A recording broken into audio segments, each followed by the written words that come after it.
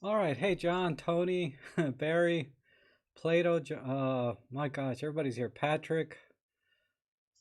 Oh, my goodness. Anyhow, thanks for joining me today on another live stream for Sunday. And today I'm going to be having a viewer guest on the show today. So one of the viewers of the channel is a professional photographer.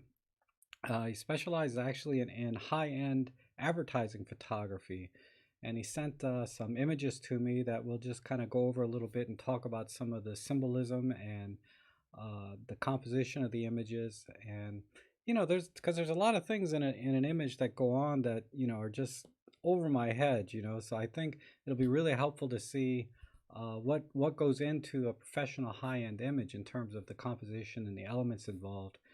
Uh, I thought they were really fascinating images because what we were talking about them a little bit before the stream, and he just talked about things that I just wouldn't have noticed at all. Even if I thought really hard about it, it wouldn't even come to me. But okay, so first thing I'm gonna bring him on. He goes by the name Rick Bear. You'll see him a lot of times in the chat section, and he's always been uh, very helpful to me and to others in the chat room, and especially on the forum. He posts a lot of great feedback and articles, and uh, goes into great length about describing different types of photography techniques. So if you haven't seen some of the links he's done in the forum, go to the forum and just search for Rick, and you'll find all of his posts there. And he also leaves a lot of posts on my channel in the comments section. Some excellent feedback there on some of the videos I've done. So I thought he'd be the appropriate first guest for my live stream. But I want to leave this open. It's an open invitation. If any of you would like to be on the stream as a guest on the channel and share your experience in photography, I'd love to have you on because I've said this many times. Most of you have a lot more experience in photography than I do. All I know how to do is really, work the menus on Olympus, basically, right? And a little bit in Workspace. And that's of great help to many people just getting started. And for those of you that are more experienced, it's kind of like when you when you buy a new car, right? And you get in the car and you're like, how do you turn the lights on? You know how to drive a car. You could be a professional race car driver, but then you get into a new car and then it's like, well, where do you turn on the air conditioner, right?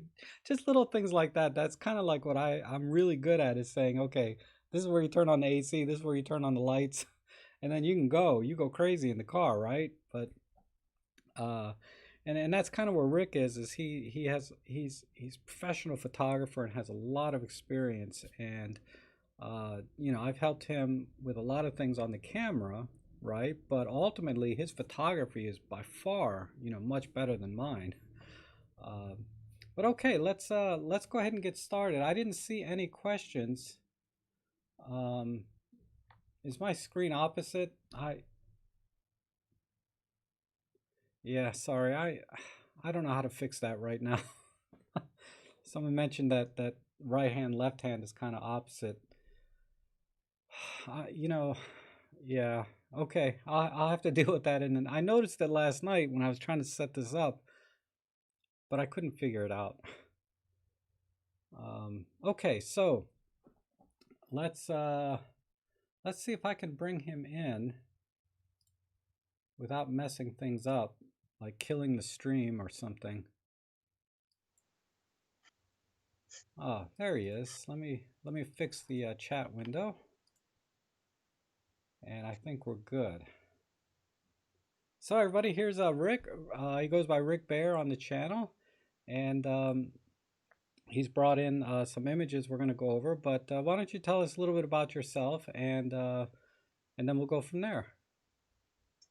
Hi, good afternoon here in England, and good day everywhere else in the world. I thought it was about time to actually come on from the invitation from Rob to discuss some of the work that I've been involved with that will perhaps help you to think a little differently about your own photography. most of the images we're going to look at today, I didn't actually take. So we're going to be looking at how techniques work. We're also going to be looking at the type of work I do and how my background led to that. Because some of you might want, after this, to consider doing things like going to evening class to do drawing, to learn drawing skills, which will help your photography. And we'll have a look at how all that comes together during this mini guest spot. Okay, great. And before we move on to the next part here where we start looking at your images, anyone let me know how the audio is right now. Is there an echo, and can you hear Rick clearly and hear me hopefully clearly without any weird echoes? Now I'll transition over to the next scene, but just let me know. Just type something in the chat section, but I guess everybody's hearing me okay. Are you hearing you okay, Rick? Yeah, I don't see any you. feedback otherwise. My volume is very low. Okay. There, I've turned it up. Just a little. There we go. Okay, how's Rick is loud, I'm soft, so I'm gonna bring Rick down a tiny bit. How's that? Hopefully everybody can hear me now. Now it looks like I'm peaking in the yellows. Testing 1, 2, 3. Sound check. All right, awesome. Okay, and I need to speak louder because I'm a very soft-spoken person in general. Okay, let me see if I can switch over to the next scene without messing things up. And I'm gonna adjust, my audio looks good here, maybe a little louder. Oh, you know what it is? I'm sorry. This Windows rebooted, or Windows did an update, and every time it does an update, I have to adjust the volume. Okay, we're good now.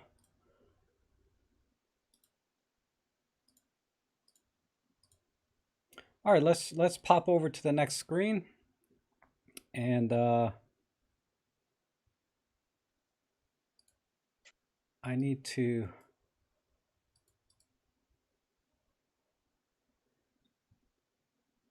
All right, so hopefully you guys can see the first image here. It looks like of an easel, or a drawing of an easel. And go ahead, Rick. Why don't you take over from here and tell us about this image? Yeah, absolutely. So I didn't start off as a photographer. I started off as an artist, and while I was at school every summer, instead of going on the normal summer vacation, we could go to art school for about 4 weeks. And then when I'd finished school, I went into full-time art school for 4 years. And that's where they really teach you how to observe. And one of the things I keep saying to people is, when you're taking a photograph, don't whip your camera out and start thinking, what settings do I need? What framing do I need? Take some time and look very carefully at things. Now, I don't know if we can zoom in on this at all, Rob, but what you might be able to see is that where you've got shading that I've put in on the drawing, that is separating against to bring out a highlight, to bring a lighter area out.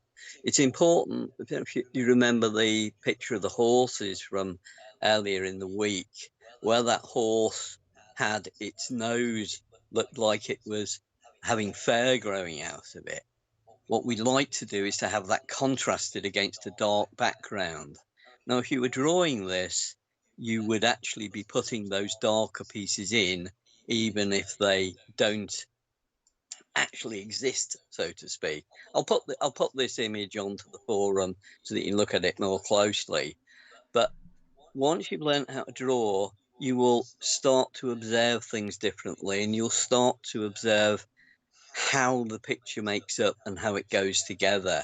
And in particular, you'll see where the highlights and shadows work. This is why often in art school, they'll get you working in black and white photography first. But if you want to go to the next image, Rob.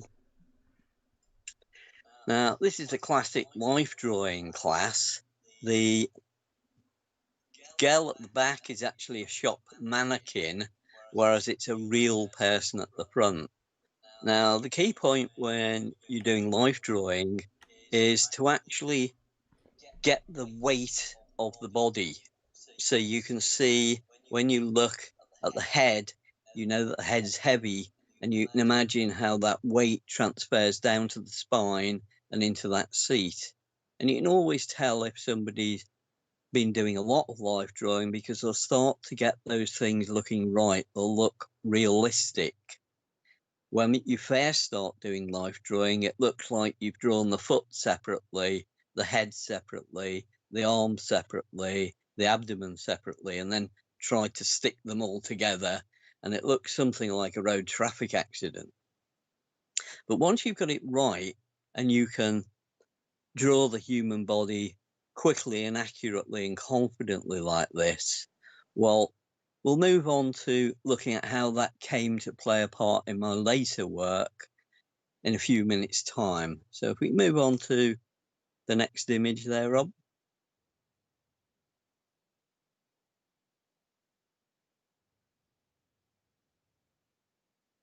Yeah.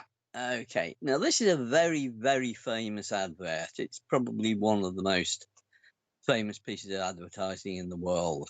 It's actually for the Benson and Hedges Gold series cigarettes. And this image has been analysed all over the place. I've put some links on the forum to discussion of this advert, but let's have a look at how this advert was created, because it's not what it seems. You might go out and you might create a picture, something like this. You get yourself a packet of cigarettes, you'd find a nice picture of a village green, you get maybe a pint of beer in there, some other things that you drop into the image because they just feel appropriate. But nothing, absolutely nothing in this image is there by accident. This has been very, very carefully planned and calculated, and it's based upon traditional painting. If you watch an art historian talking about any of the traditional Dutch painters, for example, they'll tell you why certain objects exist in the image and what meaning they have. Now, this isn't a terribly good reproduction. It's one I had to just grab off the internet. But what's going on? We've got a cricket match. I don't know if you can see in the middle, in the grass there, there's actually a cricket pitch. Not totally dissimilar, say, to a baseball pitch. But yeah, that's it. Yeah. And so we can see that outside it looks a bit overcast and it looks a bit wet and grey. And if you look on the window frame, you'll actually see that there's rain on the window glass. There's a couple of other things in the image that tell us that it's raining. One is that they've got the cricket ball just to the left of the cigarette packet, and those two objects just to the left of the packet, the spindly things, they're actually what's called the bales. They sit up on top of the cricket stumps. The cricket stumps are 3 vertical poles, and on top of those you balance these 2 bales, as they're called. And the object of the game is to get somebody out by throwing that ball at the stumps and knocking the bales off, so that player is out and can't score any more points. And if the rain stops play, which is what we're seeing here, it's a disappointment. It's a Sunday afternoon game, and your game's being cancelled because it's raining. Well, this image is saying, well, there is a consolation to that, because you've got your beer and you've got your Benson and Hedges gold cigarettes to enjoy, so it's not all bad. But that isn't the end of this story. There's a lot more going on than initially meets the eye. The church in the image there is through the window. Now, anything traditionally that's through a window is the future. Anything that's on this side of the window frame is now. You get a similar sort of idea with a doorway. Anything through the doorway is the future. Anything this side is right now. So right now, you've got beer and you've got cigarettes. Notice the church in the background. That symbolises death, which is a little bit strange for cigarette advertising, but it also symbolises hope for the future, salvation, particularly in traditional printing. Then you've got the fact that the sky, this is a terrible copy of the image, but the sky is actually slightly clearing, and a beam of light is actually falling onto that gold cigarette packet. So it's got something of a promise that things might get a bit better. We might be able to resume the game. Now, if you notice the ad line at the bottom, every cloud has a gold lining. Of course, that's a take on the saying every cloud has a silver lining. So it's not all bad. The fact you've been rained off isn't terrible, because you are actually going to be able to enjoy your beer and your cigarettes. But notice something. If you're going to enjoy that beer, is there anything wrong with that beer tankard? You see anything there, Rob? See if my audio's on. Yeah. Well, I noticed that they haven't drank it yet, but Yep. it's kind of pointing away. Like my left hand, I'm right-handed, so Yeah, absolutely. When you just hit 2 points there, he hasn't drunk any of it yet. Again, it's this promise for the future. It's hopefully the game will resume, and in the meanwhile, you've got the beer there, but also the handle is pointing away from you, so you can't pick that beer up. That's because we're not advertising beer. If this was a beer advertisement, that handle would be turned round to face us. Similarly with the cigarette packet, particularly if you're right-handed, notice that the angle of that packet is conveniently placed for you to pick it up. So you're being invited to pick up the cigarette packet, and it's in front of everything else, but you're not being invited to pick up the beer. And what about that window frame itself? We've all looked at perspective lines in photographs. Notice where that frame is pointing, the bottom edge of the frame and that slat halfway up. They are both pointing towards the church, and they're pointing towards the cricket pitch. So this is telling us that the focus should be towards the cricket pitch, that hope. The window's open. That's also an invitation to go through, to go forward. So again, it's this momentum idea that things are going to move forward towards resuming the game later, but just at the moment, we enjoy our beer and cigarettes. Notice also that to the right of the picture, you've got some picture frames. We can't see what's in them, but the angles of the frame at the top, you can see again that's pointing towards the church.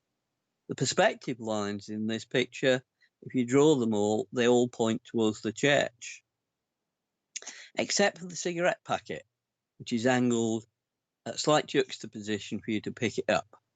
Now, this sort of construction in a photograph, even just examining it at this level, I hope is showing you there's a lot more thought goes into what goes on in the photograph than just casually dropping some objects.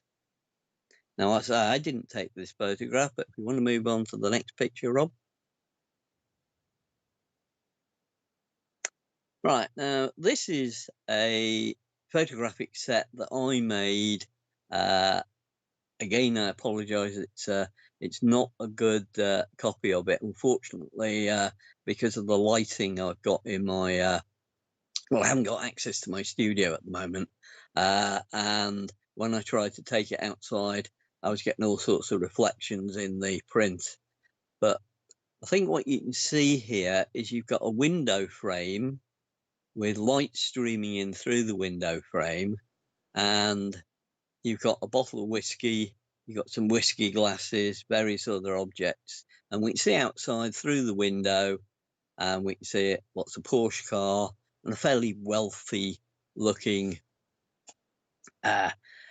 area outside the window of this cottage. If we move on to the next picture, Rob,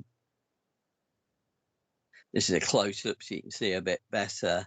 What's going on here is you've got two glasses, and it's important whether those glasses are full, half full.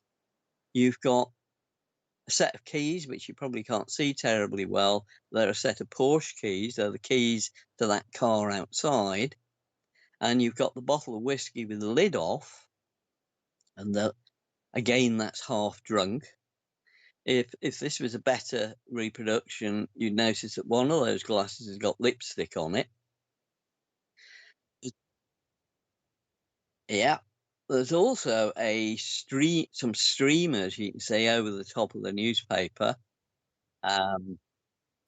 Yeah, the newspaper headline would have been very carefully chosen if this was actually an advert that we were taking. This was actually a test shot to make sure we got all the lighting right. Now, if we can go back again to the previous full-size image. No, that's it. If you look out through the window, so presumably I'd gone out and found a suitable location to take this photograph, same as Benson Hedges did, to find a nice cricket pitch that was in exactly the right place. No, that photograph you're seeing through the window was taken in an entirely different location. Of course, it was important to ensure that the camera angles and the lens used were the same, so we didn't get any distortion or strange perspective effects. But that is actually a color slide or transparency, which has been projected onto what is effectively like a sheet of tracing paper stuck over the window frame.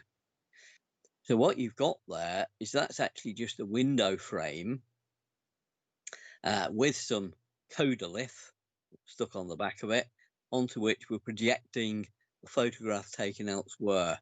And outside through the window is the future. You've got the promise that later on, when you get up, you've got the keys there in front of you, there in the now, inside the picture, and you can pick those keys up, and in the future, you can go and drive that car home. There's been a party going on here. This picture actually looks very much more early morning sort of feel to it, and it's the morning after. There's been a party going on. The party's finished. The streamers have collapsed. There's a balloon in there that's gone down. You can see that to the right of the second whiskey glass. Presumably you've not got up yet. You're still in bed, and you can read the rest of the story into that as you please. But this is how these sorts of adverts are constructed, by choosing elements to put in there to tell a story. They're not just random. And if we switch to the next photograph, please, Rob. And the next. And this is actually a photograph of a younger me in the studio. And immediately in front of me, that's a fairly small 5x4 inches studio camera. The final image was taken on a 2016 inches, 20 inches by 16 inches camera. Some people talk about 16 megapixels sensors being small. that 20 are much better or full frame, well, sorry, you need to go 2016, my friend. But that's expensive, you know, that's like a week's wages to take the exposure. So what we do, we use the 5x4 camera, and we would take a series of images to photograph each part. If you imagine you drawn lines on the 2016 size picture you wanted to take, and you take 5x4 sections to make sure you got your exposure right, your focus right, everything right. I'm holding in my hand there is a light meter. What you can see behind there, that window frame to the left of what you're looking now next to Rob, is a very sturdy metal structure. And that very sturdy metal structure is supporting everything. Because what we've got is we've got an ordinary board, an ordinary piece of wooden board, which is what you see as the window ledge table. And you've got a window frame that came out of a skip. And that's being supported by that metal frame. If we can go backwards again, Rob, there just for a second.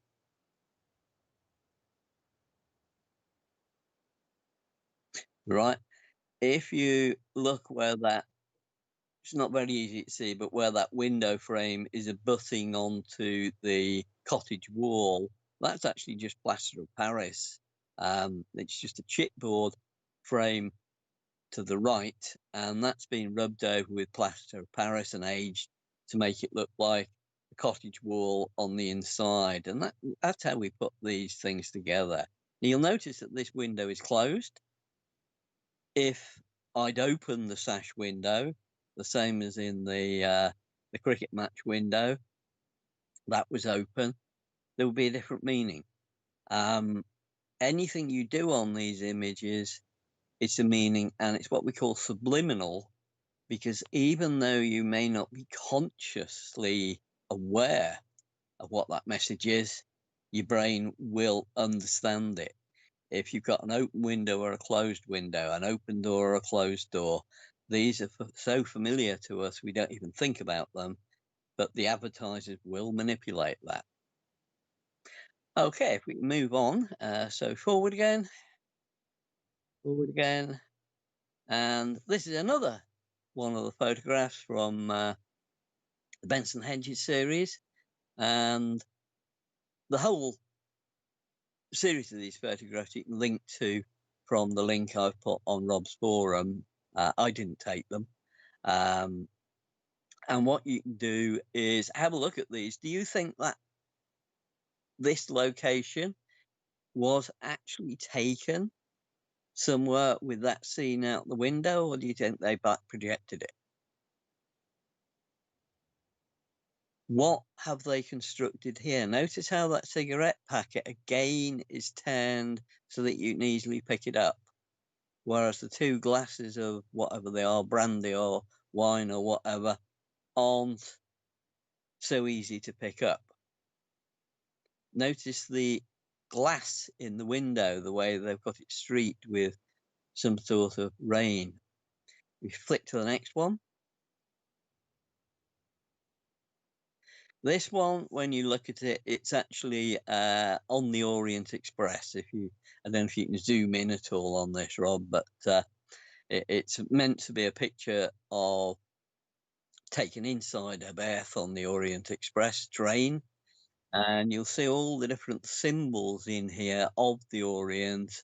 And you can see a picture of, I think it's Istanbul station through the window. Again, when you look at this in more detail later, ask yourself, was that a studio photograph, or did they actually go out on the Orient Express to Istanbul? This image is owned by Alamy, as you can see there, and it is copyright, but you are allowed to look at it for educational purposes, which is what we're doing now. Okay, so we move to the next one. Now, this is some horses going around the track in the background, and so we're in some sort of a box. We've gone to the races, and it's fairly luxurious. We've got some champagne. If you read the various parts of the image, but what's interesting when you look at this is check the shadows. Where are the shadows on the horses? And where are the shadows on the table? Something not quite right here. Somebody messed up on this one, but they probably thought we wouldn't notice. But again, somebody's gone out, got some nice photographs of the horses, and then set up this shot in a studio. You'd do that because if you tried to do this outside, one, you'd never get those horses in exactly the right place. You know, they'd have been, they keep going past, they keep moving. You can imagine just the slightest breeze would start blowing these carefully placed objects all around the table. Okay, to the next one. Similarly, have they gone to the Aegean to take this photograph? And the next one. This one's quite interesting when you come to look at it. Again, look at the lines in the picture. Follow the lines, draw lines from the sides of the cigarette packet, from the filofax. Who remembers filofaxes? From the photograph frames in there. But notice you can't actually see what's in those photograph frames. They've been very carefully adjusted so that you are not distracted into looking into those images. They are just symbolic of the photograph. And this is what we're talking about when we say symbolism within advertising photography. And the next one. Okay. Now, I'll talk about this in just a second. The studio shot that was shown with myself setting up the window frame and the tabletop and the cottage wall and so forth is a set that I constructed for some jobs I was going to do for whiskey advertising. You may have seen the finished shot somewhere. I'm not allowed to comment. That studio setup was actually used and reused over about 4 or 5 years for various campaigns, and some pretty big name products were photographed using that setup with different backgrounds through the window, different back projected images, with the window open, sometimes with it closed, others with raindrops on there, with it at night, with a thunderstorm, you name it. Those sorts of sets can easily be reused because it just depends on what symbolic objects you put there. Okay, moving on. I'm a photographer. No, sorry, back. Yeah.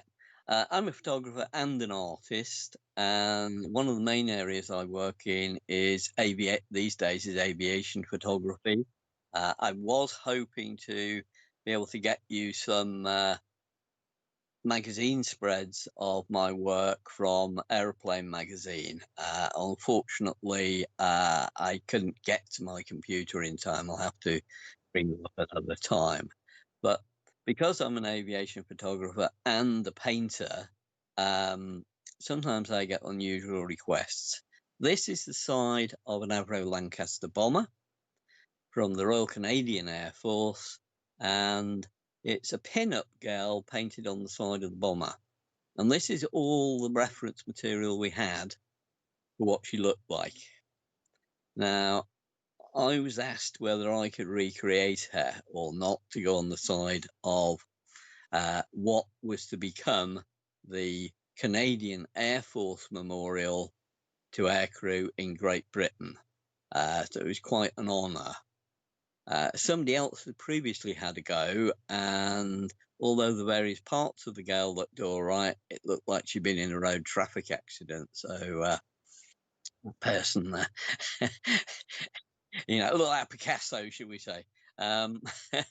So, the first job I had to do was put this image you see here through all sorts of graphics software to improve the image, to turn it round, because of course we're looking at it in an oblique angle here, to work out exactly what the pose was and to redraw all that.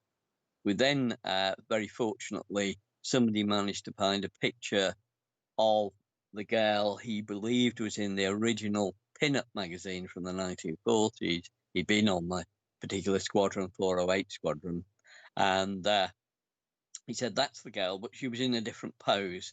So I had to use the graphic software to cut that up, move her legs in and so forth, and bend them into the right positions, and then had to reuse my skills that you saw earlier from life drawing to redraw her so she didn't look like a road traffic accident. And then we had the problem, how are we going to transfer this onto the side of the Lancaster so I can paint it? Unfortunately, at this point, we found that nobody had a data projector. So I had to produce an old overhead projector slide. Remember the old acetate sheets that you could draw on, and you put that on top of the light box, and then that would project onto a wall.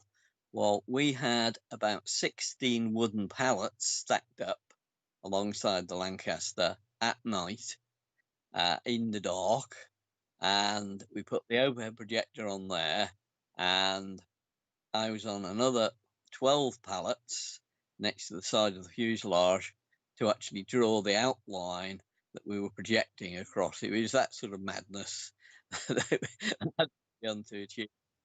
So if you flip forward another one, it's the final result. We'll see it a little bit better. This is a photograph that was taken by somebody when they moved the Lancaster to Scampton, and they're obviously dressed in wartime aircrew clothing.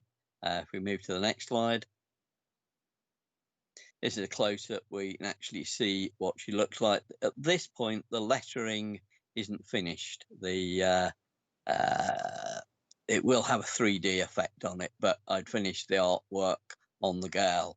And the brief was the Canadians didn't like nude females as much as the Americans did. So she had to wear a swimsuit. But they played a little joke on the Americans when they flew into their bases, because from a distance she looks naked because it's a pink swimsuit on a pink body. And so we actually found this at the Brooklands Aviation Museum when it was first revealed, that people would come walking over to have an ogle at a nude and find that, of course, she was perfectly decently dressed. And we actually had queues of girls queuing up to be photographed next to it because they actually liked the fact that we'd treated this with respect. So if you can come to the next slide, please. Okay, here you can see it, the side of the aircraft, and you get a better idea of what it looks like. And this Lancaster was the last Avro Lancaster in the Royal Canadian Air Force, flying operationally, and it was flying the AWACS type mission that we have today, protecting Canada and America from Russian incursions over the sea and over the Arctic. And that's why it's got a slightly longer nose for anyone who's familiar with these aircraft. Okay, next slide, please. And okay, getting back to, I do sometimes take photographs. This is one. Anyone who's an aviation enthusiast has probably seen my work. It's also possible you've seen my work if you like steam trains. This is a very well-known photograph that's been reproduced in many places, and it's I think it speaks for itself, but it's all about the atmosphere. This was again taken on transparency film, or slide film if you like, and it has my signature theme of almost being a monochrome, but not quite, and lots of dark in there as well as the steam. And so I'll end on this image because it pretty much typifies the type of image I can take You notice I often get Rob, crop in, closer, closer. This is the sort of thing to look for and to look out for. And you'll notice this if you go to drawing classes, which is why I recommend that, if you've got an evening class, to go and do a bit of drawing and a bit of painting, particularly if they're doing properly teaching art rather than just a therapy class. It's well worth going along to as a photographer, because you'll learn about perspective, you'll learn about how to see things. Wow, Rick, thanks. I mean, a lot of the images I could see, there was a lot of things I would never think about when I'm looking at an image, because it was designed that way, I think, because it's all subliminal, right? You're just supposed to kind of look at that and just feel like, yeah, I want a cigarette or a drink. And I think, um, Well, sorry, 9 out of 10 cigarettes are smoked, not because the person gets to the point of having a nicotine craving or even wanting a cigarette, but through a subliminal trigger, because the advertising campaigns after that Benson Hedges Gold series were even more CIA type cloak and dagger worrying, mhm, in that they actually plant ideas into smokers' heads so that when you see somebody else light up, you reach for a cigarette automatically. yeah. Those sorts of triggers, they actually built in so that when they banned cigarette advertising, the cigarette advertising continued because the images that had existed in the cigarette advertising were then carried over into advertising other products, like maybe babies' Mhm. milk or cat food or whatever, Right, and you would see, but your brain would make the connection, and so they were still successfully advertising, even there was no mention of cigarettes or tobacco. right. And And it's quite frightening. and It's mind manipulation. yeah, the other thing the other thing I kind of noticed, and this is not really photography related, but just sort of a sign of the times, the differences between the images they're trying to portray. Because the very first image, right? Let me see if I can pull it up real quick. Uh, this one here. Yeah. um, when I see the church, I think of a graveyard, and that's exactly where cigarettes are going to take you, to the graveyard faster. That's the way you think now. Yeah, that's the way you think now. I think back then, obviously, it's a very different message. But in today, I don't think they would take the same picture, because, cigarettes are so Well, bad for you, right? And you see a graveyard behind it. So it's kind of along those lines. And then just one other quick yeah, note yeah, was this one. Now you have this car with the keys right next to some whiskey glasses. So now we're talking about drinking and driving. Another thing that's not. yeah, yeah, absolutely. Yeah, yeah. Yeah, but But then that was last night with anyway, I whiskey just on. wanted to make a point that, how advertising, the message has to change too, right? Well, if you go onto those links that I've put on the forum, Mm-hmm. one of the images that was created in the, I think it was late 80s, is actually an open grave with the pallbearers Mm. lowering a coffin into the grave, and the coffin is actually the Benson Hedges gold cigarette packet, Wow. and that was advertising cigarettes. Yeah, that makes more sense. I mean, in today's era, right? So a cigarette company is selling you Benson Hedges gold cigarettes by showing it represented as a coffin. Yeah, Ah, that that's kind of a mixed message. yeah, but you have to remember at that time it was being argued whether there was actually any link between smoking and cancer, lung Right. cancer. And it has to remember that an awful lot of smokers were trying to kid themselves and wanted to fool themselves into, oh, I don't believe this, it's rubbish, Yeah. doesn't exist. And so actually that sort of image would work very well because it would pander to the false thinking that was going on. Right. Yeah. And I mean, there's no absolute proof if I shoot you with my longbow that you're going to die or end up in right, right. because I haven't done it yet, but right. would you be prepared to, take a World Health Organization type statement? Well, there's no evidence. Yeah. I don't think so. Yeah. Right, Yeah. right. Just a couple quick questions I saw that few people have asked is, I know you said there's some links in the forum to some of the artwork or some of the photographs, I should say. But people are interested in seeing more of your work, and I know you've told me Oh, that uh, a lot of your work is all owned by other people, right? Because most of the yeah. work you do. But uh, if you do have any images that you can share that you've taken, feel free to post them in the forum, I guess. And unless you have some other links somewhere online, you can share that as Yeah. well in the chat section if you like.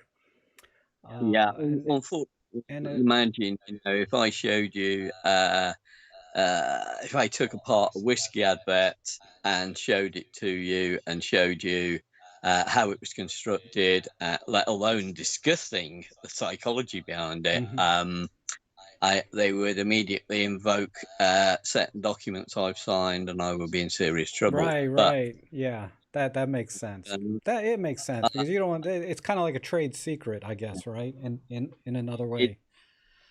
they're just nervous. There's nothing for them to worry about really, but they're just those sort of people. Yeah, no, Uh, I get that because I'm the same way on YouTube in a lot of ways, right? Like I'm very hesitant to uh yeah. have a beer on on a stream because you maybe today it's fine, but 6 months from now YouTube might put a policy out that says no drinking online, and then suddenly they ban my channel for something I did six because they don't care, they retroactively knock you out. But Oh, anyway, well, yeah, I'm sorry about uh, the echo.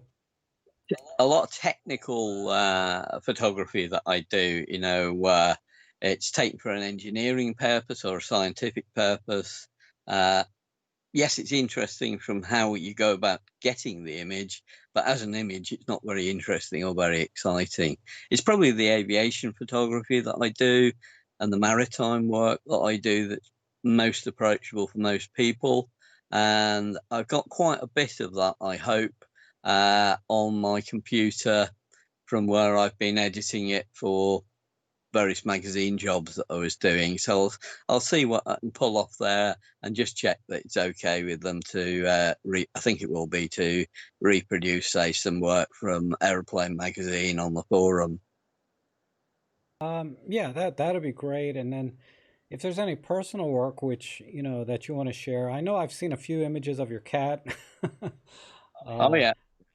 that which uh, like I said again, Rick Rick is a regular contributor on my forum at robtrek.com, so you can always check there to see what he's posted recently. But I don't, but I know that I know what camera you use, but share with others which camera you use for your own personal work now. Well, that's the EM5 Mark II. Okay, and what that what what did you shoot before the M5 or before Olympus in general? Well, before Olympus, it was all studio cameras, Mm-hmm. like the one you see in that black and white picture, the big Meccano set ones, Mm-hmm. because you quite simple. I mean, it keeps coming up. People say, "Oh, you can't beat the size of the sensor." Well, yes, you can. You can use a huge, great piece of film or transparency Right. film, which will beat at any time if it's big enough. That's true of anything, I suppose.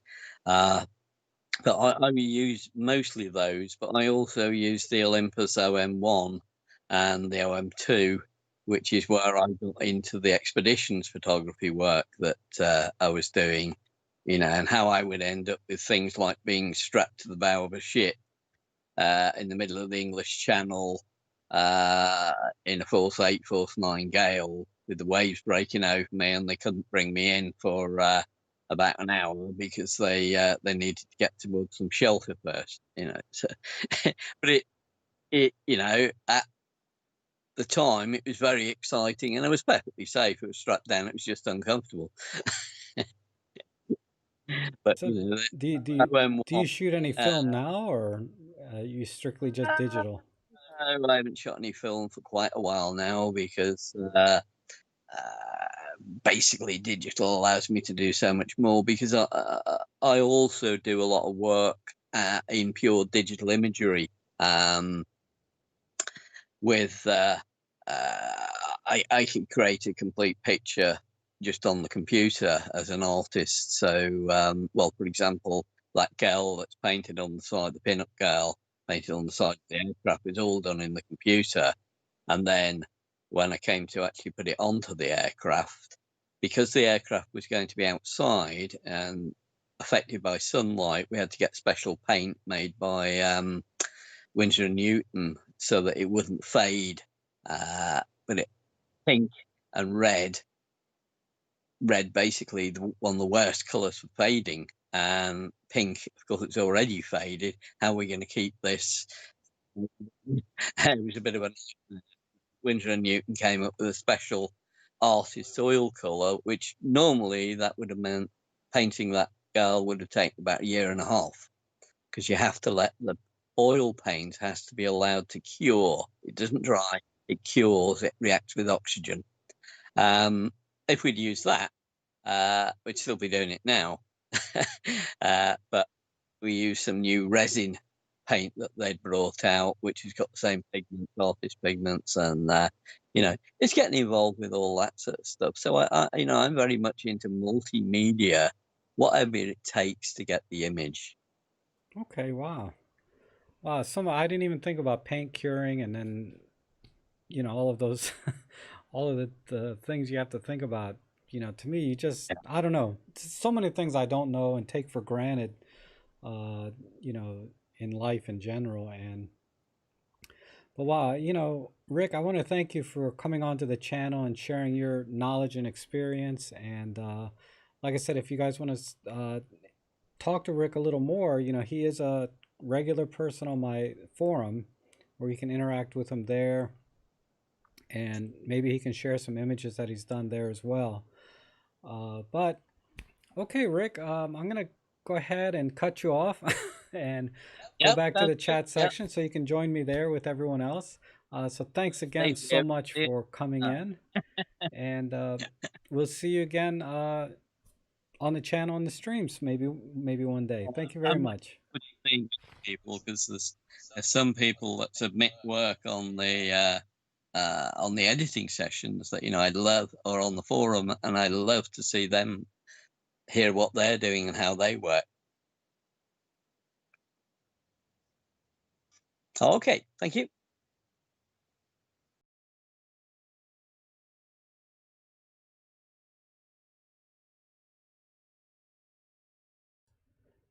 There. Hopefully I got the audio back and you guys can hear me. I'm sorry for the technical difficulties.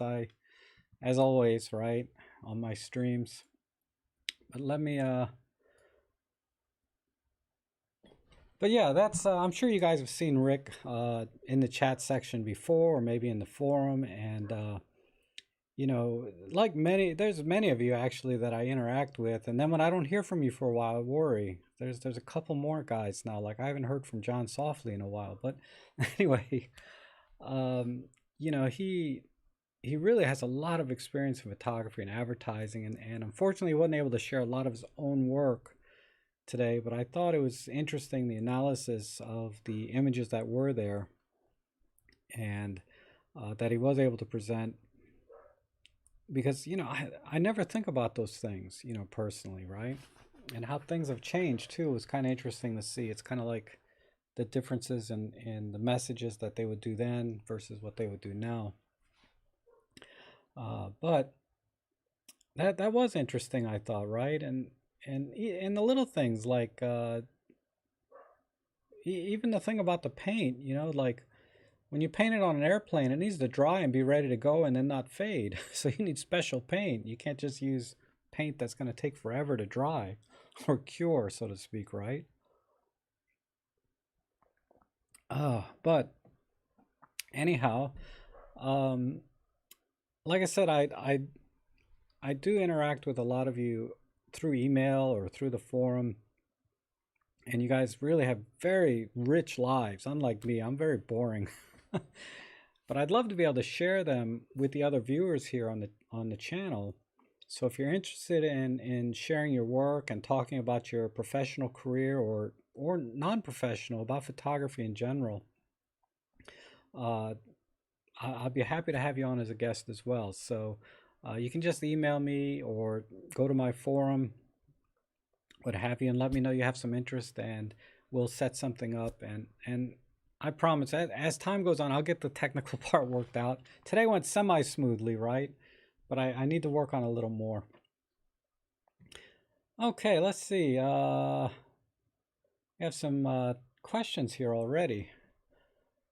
Champion the Penf, is this still relevant in 2020 and any reason to upgrade? Um, yeah, I think the Penf is an awesome camera. I mean, I use mine, not as much recently because I got so many cameras, but it's still my favorite camera. And if I had to give up, if I had to just pick one camera, it'd be the Olympus Penf because of all the special features in it. Now, in terms of image quality and features, it does everything any modern camera will do. And I think the image quality is still very, very competitive in its format. The only thing it really doesn't have is like, the video features that you find today, like 4K video, high speed 4K, all of the stuff that most photographers don't care about anyway. And so if you like the style, and the Penf is really it's more of a toy than it is. For me, it's like a toy camera, meaning I didn't buy it for professional work, although I have used it on a professional job before. I bought it because I enjoy photography, and holding that camera in my hand, and it's right here. I'm trying to grab it without knocking 10 things over. But this camera just inspires me to go out and do photography, and you can't ask any camera to do more than that for you, really. Regardless of its feature set and image quality and everything else, if a camera inspires you to go out and take pictures, it's the best camera in the world, in my opinion. So, but in technical terms, yeah, the only thing that's really lacking is maybe 4K video, but and on the photography side, it's a little bit weak on the autofocus. Of all the cameras I own, it's the weakest one. Like low light autofocus is pretty rough. In good light, autofocus is snappy, but it's not as fast as my other Olympus cameras. Uh, but that's not a negative for me because it snaps on quick enough for me to get a picture. But don't use it in sports action photography because then, yeah, that would be a problem. I mean, it's not designed for that. Oh, hey, John, how are you? Good to see you. I'm glad you chimed in there because I hadn't seen or heard. You used to email me all the time, and I haven't really seen you in the chat section either. But I'm glad you're here. Thanks for that. Um, let's see. Here's a question from Mike Hammerly. Awesome. He says, question for the day. I need to shoot some pro capture stuff today, but I'm wondering if the pro cap mode is rolling shutter, so things will be distorted. Is it a roll? Yes. All CMOS sensors are rolling shutter sensors. Fortunately, Olympus has probably the fastest refresh rate, meaning it's going to have the least amount of rolling shutter of any camera out there that I've seen any testing of. That being said, practice on a few test shots, panning and things, and see how bad the rolling shutter is. I can say that it still exists. It's still there, but to a much lesser degree. But you're gonna have to shoot with it and see how fast you can pan without getting the rolling shutter. Because I guarantee if you just quickly do it, yeah, you're gonna get rolling shutter.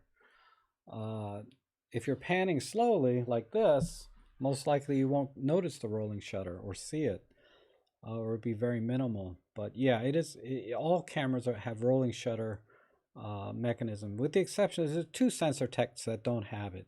That's the old CCD sensors have no rolling shutter, and then the global shutters, which you can't find it anymore. So you know, and CCD is just kind of outdated by now. CMOS has killed it, and then there's the global shutters, which are just unbearably expensive if you can even find it. I don't even know any cameras that use a global shutter, although there are probably some.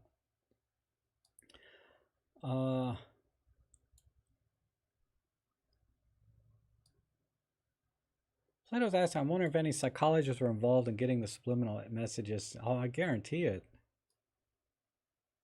Hey, Elaine, how are you? What is it with the fancy glass cup and what looks like tea? Oh,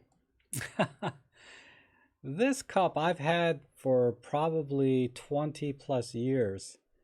And it's actually, it's a Batman cup. And it has, you can see the Batman logo. So whenever the first Batman movie came out, and there's the Riddler. This is, and then on the bottom, you can see it says McDonald's. There's a big M here, right? You got this free when you ordered something. I forget what I ordered at McDonald's, but they gave these mugs away for free at McDonald's at the time. And it's my second favorite mug. I use this all the time, and it's just tea. It could be whiskey, right? But no, it's just tea. But yeah, that's, I don't know, whenever the first Batman movie came out, McDonald's was giving those mugs away.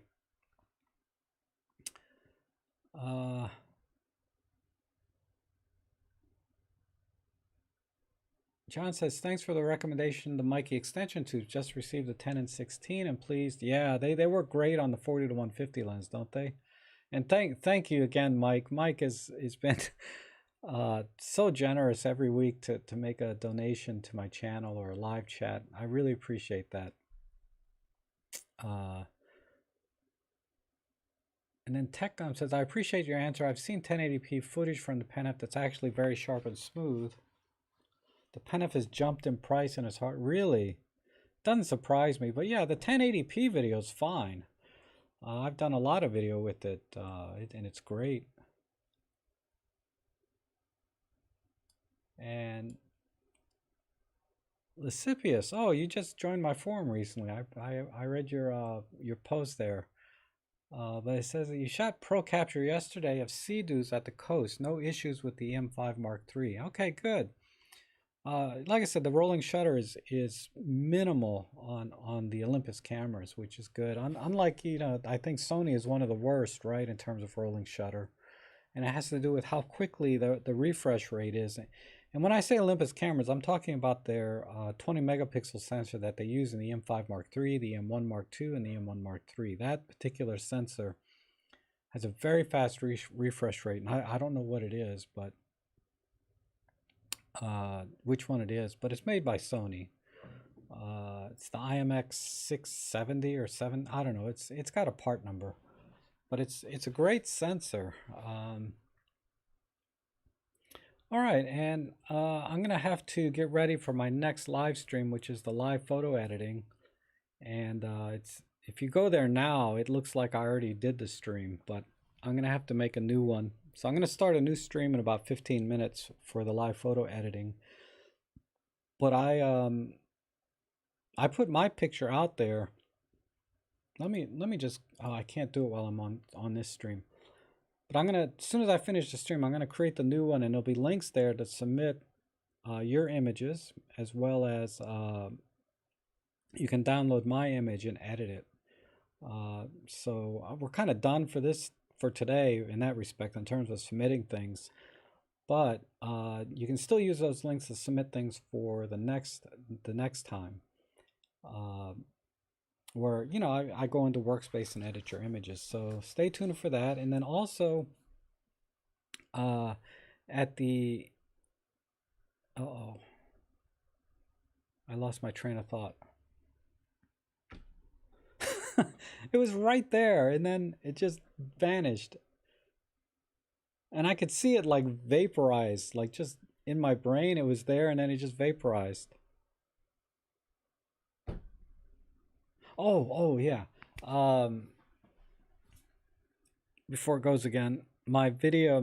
Oh, I'm just about done with another video coming out. So again, look for that later today or tonight, if not at the latest tomorrow morning. Uh, but later in the next 6 to 8 hours, I should have another video up that talks about tone curves in Olympus Workspace and manipulating the tone curve to to edit your images. And really, it doesn't matter what editing software you use. Most of them have tone curve adjustments available that you can tweak the tone curve to edit your images. So even though I'll be using Olympus Workspace, Lightroom I know definitely has it, and I've seen it in other software. And Lightroom has a very sophisticated tone curve tool with lots of options and things, which are kind of neat and make working with tone curve a lot easier. But Workspace has the core things that you need, and the basic foundation of how to manipulate the tone curve can be done in Workspace. So look for that. And let's see. Looks like one more question. Rob, your opinion on not one but possible two Pentax cameras? Wild rumor on. Oh, yeah, somebody pointed me, that was probably you, but somebody pointed me to the link about some rumor about a Pen F2 or two different kinds of Pen Fs coming out. Um, yeah, I can't wait. I hope they do. Not that I need another freaking camera. That's the only thing that would hold me back from buying it. I mean, I would buy it instantly if I didn't already have like a dozen cameras. But yeah, I definitely want to get the Pen F. Oh my goodness, Emily is here. How are you, Emily? Haven't seen you in a while. How you been?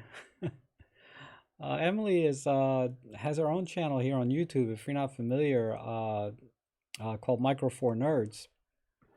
She has a terrific channel, and she's really a wonderful person too. And she has really great videos on her channel that are very personable and informational, of course, and a lot of fun to watch. So definitely check out her channel if you haven't seen it yet already. But she actually owned a Pen F for a very short time, and by that I mean, she sold it. But and it's because of the menus frustrated her, and I get that because when I compared them to my GX85, which has the Panasonic menus, it's a huge difference in usability. Uh, Panasonic nailed it with their menu system. I mean, at least my brain instantly was wired for how the Panasonic menus worked. Whereas the Olympus, it took me some time to get those down. But I get it now. How you go for her voice, I know. Her voice and her smile, right? She's always smiling in her videos. Unlike me, I'm like, right? But whenever you go to her channel, and she does a video, she smiles about everything, which is really nice. Uh,